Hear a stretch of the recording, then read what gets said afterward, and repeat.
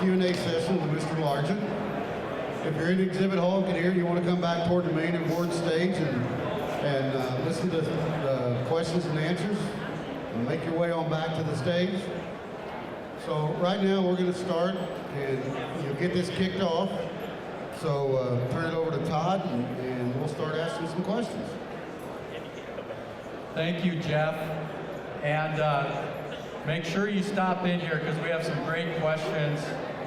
A lot of you probably want to ask Mr. Largent, and we will ask him here. Steve, first of all, you played for 14 years in the NFL. Quite frankly, that's when I was first familiar with you growing up. And a lot of NATE members are probably wondering, share some perspective on maybe your most memorable game that you played in your 14-year Hall of Fame career. Well, I would tell you that it probably came about, oh, sorry. Is this working? Test, test, test, test, test. Okay. It probably came not as a result of a pass I caught or a touchdown I made, but probably a hit that I took. There was a guy named Mike Hutton who played for the Denver Broncos.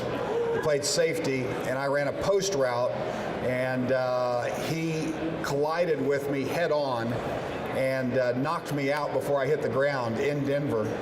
And then the good thing about that was that we played Denver home and home, so we were playing in Denver when that happened. Knocked me out and knocked me out of the game. And then in the next game we played against Denver, it was in the Kingdome, and it was a Sunday night game on ESPN, national television. And Dave Craig, our quarterback, threw a pass to the corner of the end zone, and Mike Hutton, again, was there to intercept the pass. He caught it and ran out of the end zone. Well, I had run the same route on the other side of the field, and I saw who intercepted the ball, and I started making a beeline for him. He was coming out of the end zone this way, and I was coming this way from the end zone, and he was looking at the rest of our team ahead of him. He wasn't looking behind him, which is where I was coming from.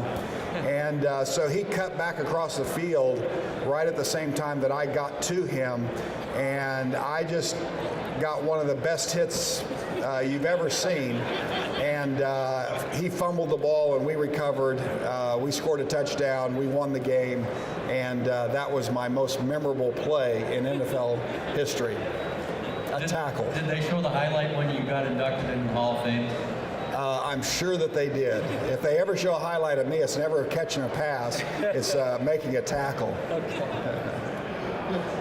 Steve, now you and your family have been heavily involved in charity work over the years. What charitable organizations are you currently involved with, and why are those endeavors significant to you and your family? Well, I always felt like as an athlete and as a professional athlete that part of the responsibility that I took on was to be active in the community. And so my wife and I were always very active in our community in Seattle, and we supported a lot of different charities and that sort of thing. But what happened was our last child, we have 4 kids, our last child was born in 1985, and Kramer is his name, and he had a congenital birth defect called spina bifida. And it really rattled my world and my wife's as well.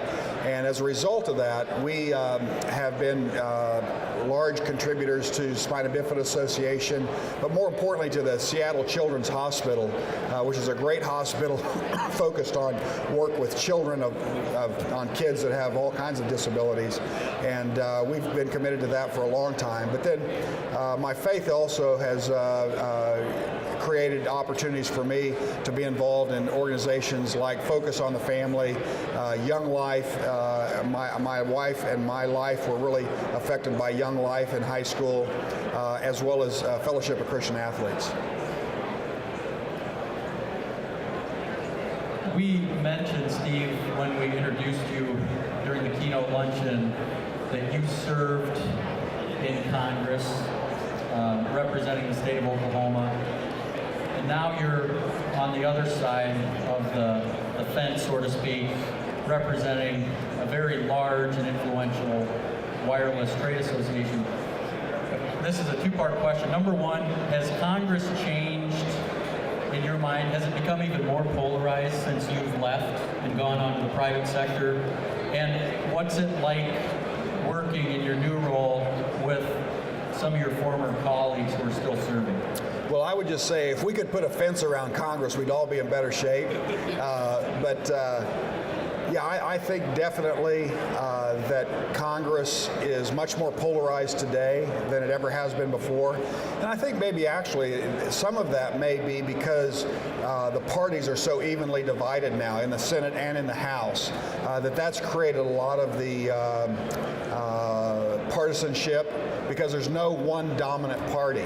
And I would tell you, I think that's probably a good thing. I'd rather have a bickering Congress than have a lopsided Congress that may do things that I don't want them to do. So having a divided Congress is not necessarily bad for our industry or for our nation, I don't think, other than the rhetoric you see on TV, which gets tiresome oftentimes. But yeah, it is more divided. It is less productive today than it ever has been before. Now, as you know, many NATE member companies are involved very heavily in providing upgrades and system upgrades to LTE and new 4G technologies. How long do you really think this build-out is going to last, and what's your opinion of that? Well, I think the whole build-out of LTE is going to take 2, 3, 4, 5 years to be completed. There's a lot of companies that advertise their LTE that really are still trying to catch up. And I think that race, if you will, is going to take some time to come to fruition. And you've got a lot of companies that are merging now. And so to get all those guys on the same page, I think it's going to take some time before we see the full implementation of LTE technology. But this industry is so unique in that, by the time we get to completing the LTE build out, there's going to be the 5G technology. In fact, I've seen articles in the paper already about so-and-so looking at 5G. So it's just going to continue, and I think that's one of the great things about a healthy, competitive industry is that it will continue to evolve. So I would never say to this group of people who are actively building out LTE that as soon as you get LTE done, you need to go look for another job. I wouldn't say that because I think there's going to be a lot more opportunities as we move forward. And it's really exciting for the industry because the technology is so much better today than we've ever seen in the history of the world. And it's only going to get better. And the new applications, as I mentioned in my speech, the new applications that you have for the technology that we provide, the wireless technology, is reaching more and more what we call verticals. Different industries are taking advantage of it. And I think that's only going to continue, and it's only going to cry for the need for more coverage. Along with that, Steve,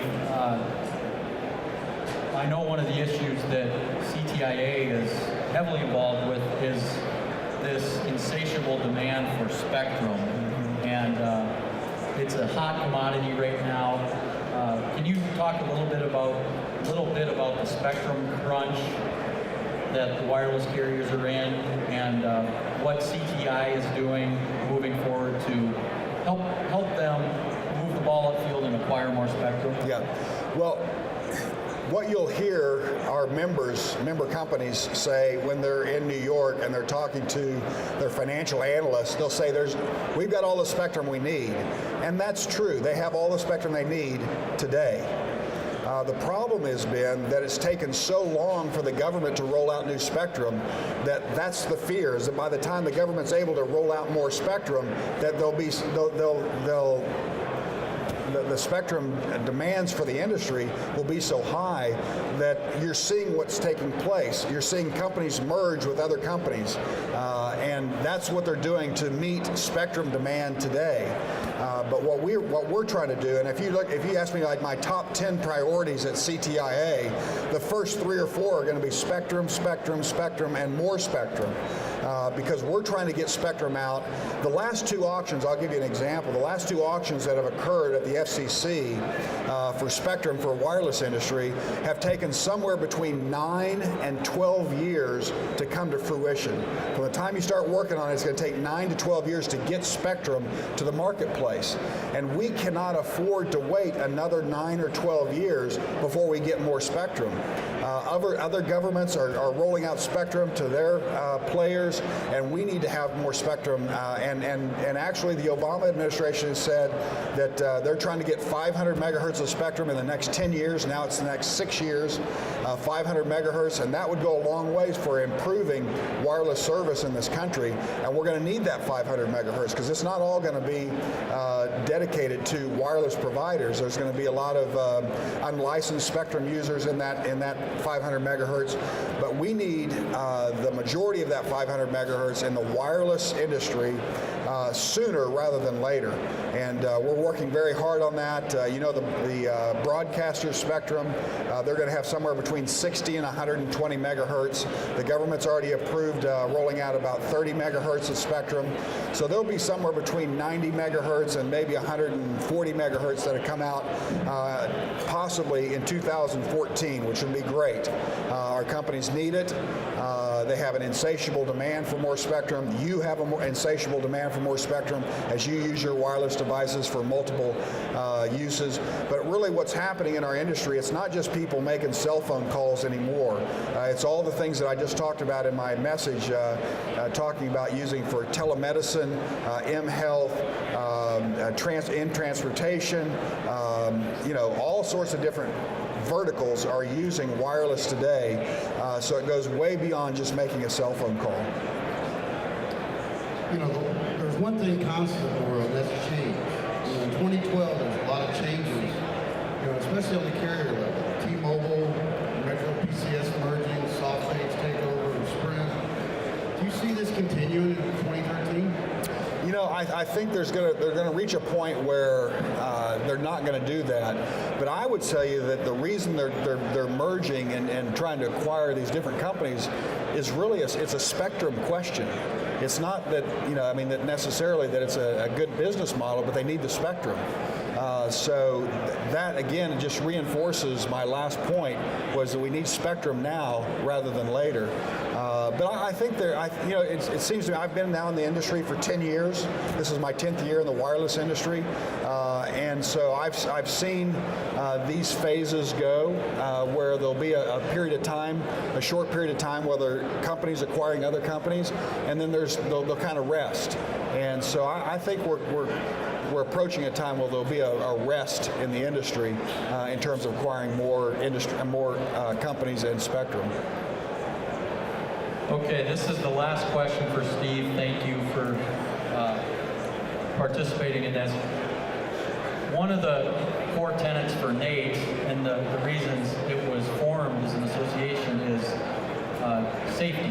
It can be, and you alluded to it in your remarks, it can be a dangerous industry. With the flurry of activity going on right now and the workforce issue being a challenge, what can NATE do to continue to work with the carrier community, the tower owner community, to ensure that these LTE build-outs are done in a safe manner? Well, I would tell you that I think safety is a core issue of NATE, and one of the things I've really appreciated about this organization have how they've emphasized that, and it is important. And I think if we can get all the companies singing off the same song sheet on safety issues and tower construction, I think that's really important. But I would tell you, I think it's important for CTIA and NATE and other organizations to be singing from the same song sheet, whether it's on RF factors, on tower siting factors, issues, and so if we can come with one voice to Congress, to the states, wherever it is, and and sing from the same song sheet. I think that's really important, and it gives you a more powerful voice before those various government bodies and government entities when you're saying the same thing as an industry, and not just saying it, one person saying it here and one person here, but we can say, and we can kind of unite, as you've done under NATE, unite and sing from the same song sheet. Thank you, Steve. Let's give Steve a round of applause.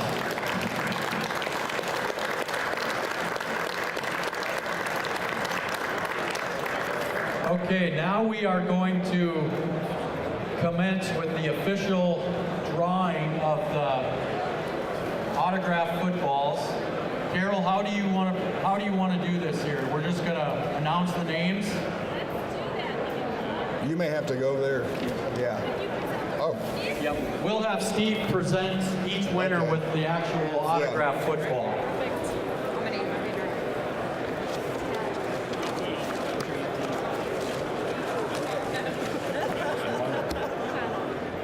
The first winner is Mark Conover. Where's Mark? Come to the exhibit stage. Where is he? Mark Conover from Schlekeway. You're the next contestant, Mark. Where's Mark at? Is he coming? Here, Todd. There he is right there. There he is, all right. We know Steve was a Hall of Fame receiver, but can he throw? That's the question. I can throw it too. Thank you. Congratulations, Mark. Thank you There very you much. go. Pleasure. Thank you.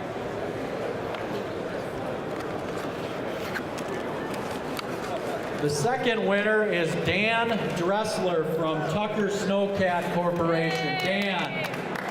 I know Dan's here. I talked to him yesterday. Dan Dressler, Snowcat Corporation. Another one. He's exhibiting over there. He'll be able to hear. Okay. Our next winner is Rick Stinson from East Tex Tower. All right, Rick. Congratulations. Thank you, sir. Hey, I There got you a go. picture with you. All right.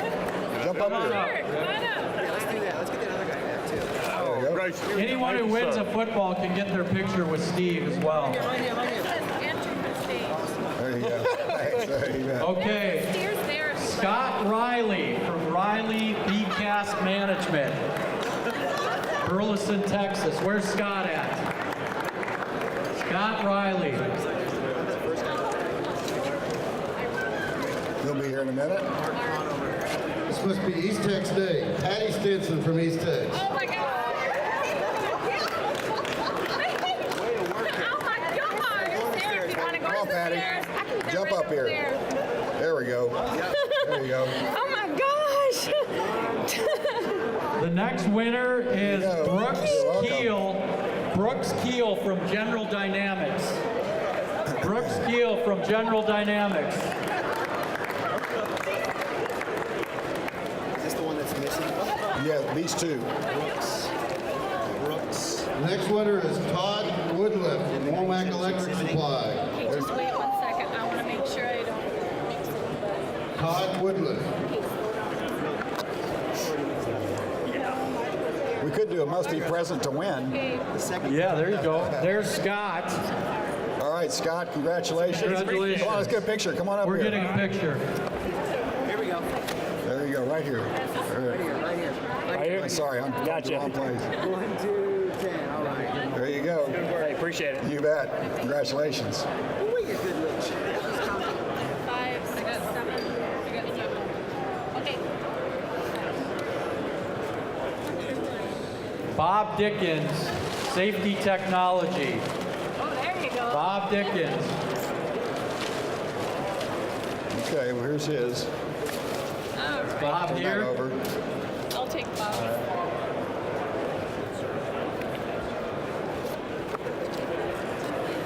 Who's next? Andrew Draling from FDH Incorporated. Andrew. Andrew, come Good on up. job. Congratulations. There you go. 1, 2, 3. All right. There you go. Thank you. One more? Is this the last one, Carol? No last. This is the last winner of a Steve Largent Autographed Hall of Fame football. And give me the last name. Lieberman? Lieberman? Is it Karen? Yes. Jason. I think it's Karen. Is there a Karen Lieberman? Lemmerman Telecom Products? Oh, she won. There she is. Come on down, Karen. There. I can. Way to go. All right. Good job. I had the karma going. Thank you. Yeah, read them off when There you go. you. You're welcome. I think, do we have one more? Yeah. I don't- Did they come and get them? I think these are. We have. Do you want to call them off again? Dan Dressler. Okay, we're going to call off the drawers, the people who won. Won. Dan Dressler, Tucker Snowcat Corporation. Dan's in his booth. Can someone go get Dan? Someone relieve Dan. Brooks Keel, General Dynamics. Come to the exhibit stage. Bob Dickens, Safety Technology. We have 4 here, so we must still have one more. One more? We know where they're at, so we can deliver it to them. Right here. Bob Hi, Dickens. Bob. I will let. Bob, how about there in his Come I on, Bob, met let's him. get a picture. He's from the UK. We've got an international winner. Congratulations. Thank you very much. This is the other kind of football. Indeed. There you go. Well, I'm from Congratulations. Wales and we use these. Yeah, there you go. Here's one more coming. Is that Dan? Here's Dan. Here you go. Dan Come on, Dressler from Snowcat. Congratulations. Snowcat Nice to meet Get a you. picture here. Got to see a lot of your games when we lived in Seattle. Oh, did you? You're Good. A real stud. Well, It was good. awesome. Well, let's get a Very picture good. together. All right. Here we go. 1, 2, 3. All right, Wow. thank you. Very good. Nice to Yeah. meet you. Thank you. Keel, let's try one more. This is General Dynamics. Brooks Keel from General Dynamics. Are you present? Going once, going Going once? Okay, You can send it to him. Yeah, we can. Let's send it to him. We'll send it. That's, yeah. Everybody, and let's give Steve one more round of applause. Thank you Thank for you. joining us, Steve and Nate. You bet. Thank you. Thank you, Jeff. You bet. Good to see you.